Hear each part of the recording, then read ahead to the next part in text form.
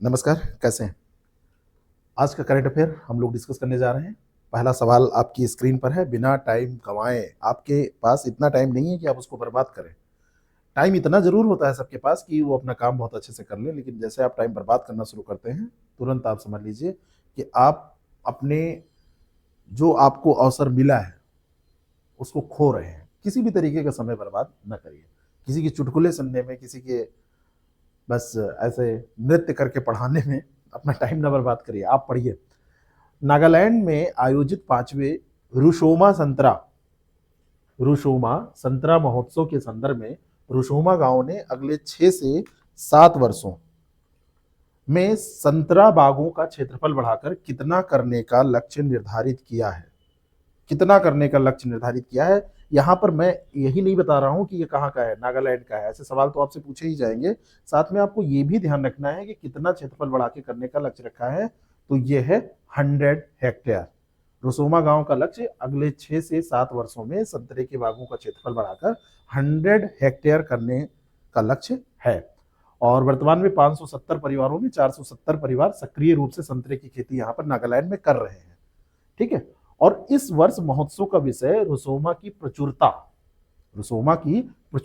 रुसोमाज abundance ये रखा गया था। और ये महोत्सव कोहिमा जिले के रुसोमा गांव में आयोजित किया जाता है, जो अपनी जैविक बागवानी के लिए जाना जा रहा है। किसके लिए? जैविक बागवानी के लिए जाना जा रहा है। और इसका मुख्य उद्देश्य स्थानीय किसानों और ग्रामीण उद्यमियों को अपनी उपज प्रदर्शित करने के लिए एक मंच प्रदान करना है ना। एक मंच प्रदान करना है कि उनको एक मंच मिल जाए और जिससे वो ये अपनी फसल को बेच सके। हॉकी दिग्गज माइकल नॉप्स, जिनका हाल ही में निधन हुआ, कि कैरियर के संदर्भ में निम्नलिखित में से कौन सा तथ्य सही सुमेलित है। एक जगह यहां पर सही सुमेलित दिया है, बाकी सब सही नहीं है। तो इसका जवाब दीजिए, कौन सा यहां पर सही है। यहाँ पे है कि ये खिलाड़ी थे और 1980 मास्को ओलंपिक खेला था और कोच थे 2016 रियो ओलंपिक में। ऐसे ही सारे वो दिए हुए हैं। तो इनके बारे में, ये खिलाड़ी लॉस एंजलिस ओलंपिक में थे, 1984 में हुआ था, और लंदन ओलंपिक में कोच थे 2012 में। ये इसका सही आंसर हो जाएगा। माइकल नॉप्स का नाम याद रखना। एक खिलाड़ी के रूप में इन्होंने 1984 के लॉस एंजलिस ओलंपिक में ऑस्ट्रेलिया का प्रतिनिधित्व किया था, और 2012 में लंदन ओलंपिक के दौरान भारतीय पुरुष हॉकी टीम के मुख्य कोच की भूमिका में ये थे। ठीक है, भारत के कोच थे। हम यहाँ पे सवाल क्यों कर रहे हैं? क्योंकि ये भारत की टीम के कोच रहे हैं। केंद्रीय बजट 2026-27 के ऐतिहासिक संदर्भ में इस बजट को किस भवन में तैयार किया गया है?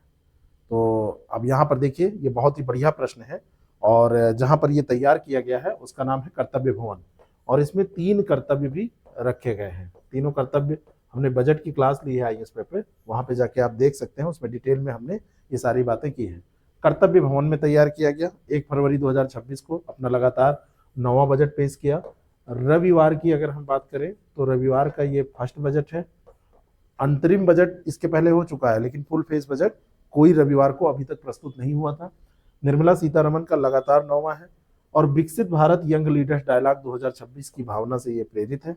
3 कर्तव्यों पर केंद्रित है। राष्ट्र के विकास के लिए ये अनिवार्य माने जाते हैं।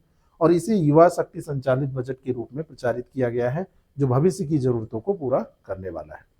ठीक है।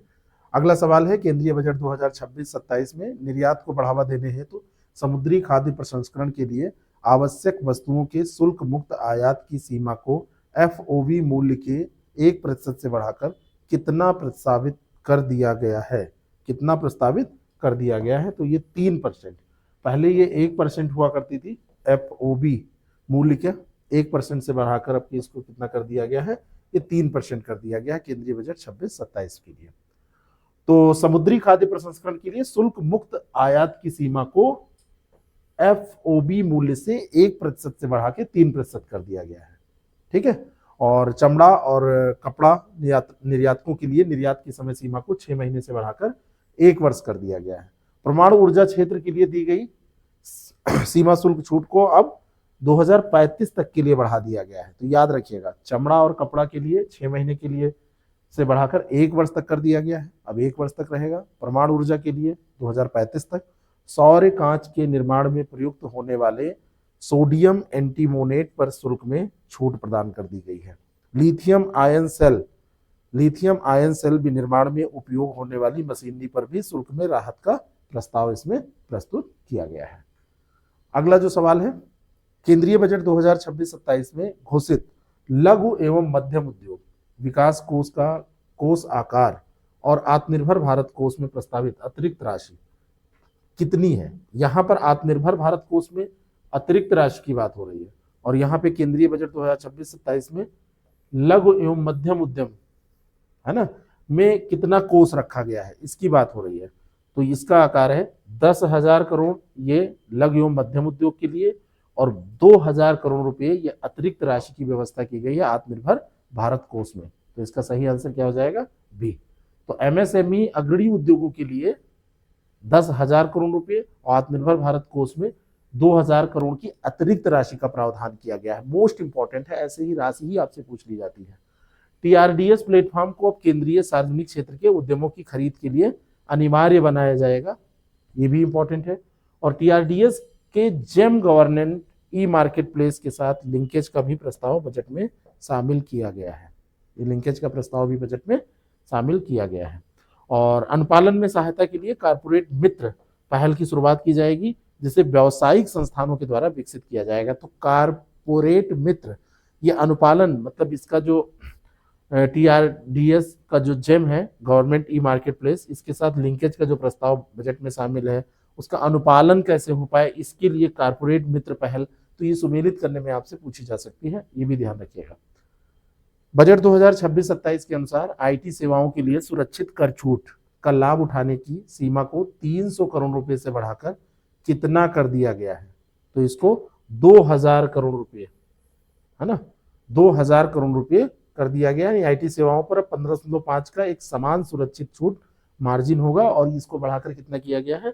2,000 करोड़ रुपए कर दिया गया है। ठीक है, तो आईटी सेवाओं के लिए ये सेफ हार्बर 2,000 करोड़ रुपए और आईटी सेवाओं पर 15.5% का एक समान सुरक्षित कर छूट मार्जिन भी लागू किया गया। दोनों चीजों को ध्यान रखिएगा। और इन सेवाओं को अब एकल श्रेणी सूचना प्रौद्योगिकी सेवाओं के अंतर्गत क्लासिफाई किया गया है और इस प्रक्रिया के तहत हस्तक्षेप रहित स्वचालित अनुमोदन फेसलेस ऑटोमेटेड अप्रूवल प्रदान किया जाएगा। और ये जो योजना होगी इसकी वैधता लगातार 5 वर्षों के लिए सुनिश्चित की गई है। कितने वर्षों के लिए? लगातार 5 वर्षों के लिए इसको सुनिश्चित किया गया है। भारत की ऑरेंज इकोनॉमी के योगदान हेतु एवीजीसी क्षेत्र के लिए बजट में कितने माध्यमिक विद्यालयों और कॉलेजों में कंटेंट क्रिएटर लैब स्थापित करने का प्रस्ताव रखा गया है? कंटेंट क्रिएटर लैब यहाँ पे बनाई जाएगी। तो कितने में? तो ये है 15,000 स्कूल और 500 कॉलेजेस में। कॉलेज कम होते हैं, स्कूल ज़्यादा होते हैं। तो 15,000 माध्यमिक विद्यालयों में और 500 कॉलेजों में एवीजीसी कंटेंट क्रिएटर लैब की स्थापना का लक्ष्य रखा गया है। Indian institute of creative technology की स्थापना करने की भी बात हुई है और ये होगा कहाँ पर? मुंबई में Indian institute of creative technology. इसकी स्थापना तकनीकी सहायता देने के लिए की गई है और अनुमान है कि एवीजीसी क्षेत्र को वर्ष 2030 तक लगभग 20 लाख पेशेवरों की आवश्यकता होगी। कितनी? 20 लाख पेशेवर जो होंगे, 20 लाख पेशेवर की आवश्यकता होगी। एआई आधारित कृषि सहायता प्रणालियों का भी पूरे भारत में विस्तार करने की योजना बजट में बनाई गई है। तो ये चीजें आप ध्यान रखिएगा, काफी इंपॉर्टेंट है, बजट से प्रश्न पूछे ही जाते हैं। और पूर्वी भारत में एक राष्ट्रीय डिजाइन संस्थान की स्थापना का भी प्रावधान रखा गया है। राष्ट्रीय डिजाइन संस्थान की स्थापना ये कहाँ पे की जाएगी? नॉर्थ ईस्ट में की जाएगी, पूर्वी भारत में की जाएगी, ध्यान रखना है। ईस्ट इंडिया में, नॉर्थ ईस्ट में नहीं, ईस्ट इंडिया में की जाएगी। ईस्ट इंडिया में इसको स्थापित किया जाएगा। अगला सवाल है, सीमा शुल्क प्रशासन में सुधार के तहत सीमा शुल्क अधिकारियों द्वारा जारी अग्रिम निर्णयों की वैधता अवधि को 3 वर्ष से बढ़ाकर कितने वर्ष करने का प्रस्ताव रखा गया है? तो 3 से इसको क्या कर दिया गया है? 5 कर दिया गया है। शुल्क प्रशासन में सुधार के लिए शुल्क अधिकारियों द्वारा जारी अग्रिम निर्णयों की वैधता अवधि को 3 वर्ष से बढ़ाकर कितने वर्ष? 5 वर्ष कर दिया गया है। ठीक है, तो पहले ये 3 वर्ष था, अब इसको कर दिया गया है 5 वर्ष। AEO टीयर 2 और 3 के लिए शुल्क स्थगन की अवधि को 15 दिन से बढ़ाकर 30 दिन कर दिया गया है। व्यक्तिगत उपयोग के लिए आयात की जाने वाली वस्तुओं पर शुल्क 20% से घटाकर 10% कर दी गई है। और कैंसर और 17 अन्य दुर्लभ बीमारियों की दवाओं पर पूर्ण सीमा शुल्क छूट प्रदान की गई है। और इन सुधारों का मुख्य लक्ष्य सीमाओं के पार माल की त्वरित और सुचारू निकासी सुनिश्चित करना है। बात समझ में आ गई? कहने का मतलब यह है कि चीजों को आसान बनाया जा रहा है, सरल बनाया जा रहा है। बायोफार्मा शक्ति पहल के साथ स्वास्थ्य बुनियादी ढांचे को मजबूत करने के लिए बजट में कितने नए अखिल भारतीय आयुर्वेद संस्थान स्थापित करने का प्रस्ताव रखा गया है? अब देखिए, बायोफार्मा शक्ति इनिशिएटिव, तो इसके लिए कितने अखिल भारतीय आयुर्वेद संस्थान स्थापित करने की बात की गई है? तो इनकी संख्या है 3। कितने संस्थान? 3 संस्थान स्थापित करने की बात की गई है। 3 नए अखिल भारतीय संस्थान बनेंगे और अगले 5 वर्षों में 10,000 करोड़ रुपए का व्यय इस पे किया जाएगा। 1 लाख नए संबद्ध स्वास्थ्य पेशेवर और 1.5 लाख देखभाल कार्यकर्ताओं को भी प्रशिक्षित इसमें किया जाना है। जामनगर स्थित WHO global traditional medicine centre का उन्नयन किया जाएगा और रांची और तेजपुर के मानसिक स्वास्थ्य संस्थानों के बुनियादी ढांचे में सुधार का लक्ष्य रखा गया है। ये भी आपको ध्यान में रखना है, ठीक है? तो ये रहा। इसके बाद अगले क्वेश्चन पर अगर हम चलें तो वो है केंद्रीय बजट 2026-27 में किन विशिष्ट राज्यों को विशेष दुर्लभ पृथ्वी गलियारे स्थापित करने में सहायता देने का प्रस्ताव है? कहां पर? अब देखिए, दुर्लभ स्पेशल रेयर अर्थ जो कॉरिडोर्स, बहुत इंपॉर्टेंट क्वेश्चन है ये क्वेश्चन पूछा जाना चाहिए। ये है ओडिशा, केरल, आंध्र प्रदेश, तमिलनाडु। यहाँ पर रेयर अर्थ एलिमेंट हमारे यहाँ मिल रहे हैं, तो यहाँ पर ये प्रस्ताव रखा गया है कि यहाँ पर एक कॉरिडोर बनाया जाए यहाँ पर, ठीक है? तो ये इंपॉर्टेंट है, ये बजट में बात की गई है। खनिज संपदा से समृद्ध उड़ीसा, केरल, आंध्र प्रदेश और तमिलनाडु में विशेष दुर्लभ पृथ्वी गलियारे ये बनाए जाएंगे, ठीक है? स्पेशल रेयर अर्थ कॉरिडोर यहाँ पर बनाया जाएगा। और इंडिया सेमीकंडक्टर मिशन 2.0 की घोषणा की गई है ताकि चिप निर्माण को और स्पीड अप किया जा सके। और इलेक्ट्रॉनिक कंपोनेंट स्कीम के तहत कुल परिव्यय बढ़ाकर 40,000 करोड़ रुपए कर दिया गया है। घरेलू लॉजिस्टिक को मजबूत करने हेतु कंटेनर विनिर्माण के लिए 10,000 करोड़ रुपए आवंटित किए गए हैं, 10,000 करोड़ रुपए। और वस्त्र क्षेत्र के लिए टैक्स इको और समर्थ 2.0 जैसी मजबूत महत्वपूर्ण पहलों की शुरुआत की गई है। वस्त्र क्षेत्र के लिए टैक्स इको, है ना, और वस्त्र के लिए ही समर्थ 2, ये ध्यान रखिएगा। घरेलू लॉजिस्टिक को मजबूत करने के लिए कंटेनर विनिर्माण के लिए 10,000 करोड़ रुपए और इलेक्ट्रॉनिक कंपोनेंट स्कीम 40,000 करोड़ रुपए और इंडिया सेमीकंडक्टर मिशन ये चिप निर्माण के लिए, ठीक है? और बाकी आपने देखा ही है कि ये कॉरिडोर कहाँ बनाया जाएगा। तो ये रहा आज का करंट अफेयर और आप लोग पढ़ते रहें, बाकी अन्य क्लासेस का लाभ आप उठा ही रहें, उसको उठाते रहें। फिर मिलते हैं। Thank you so much.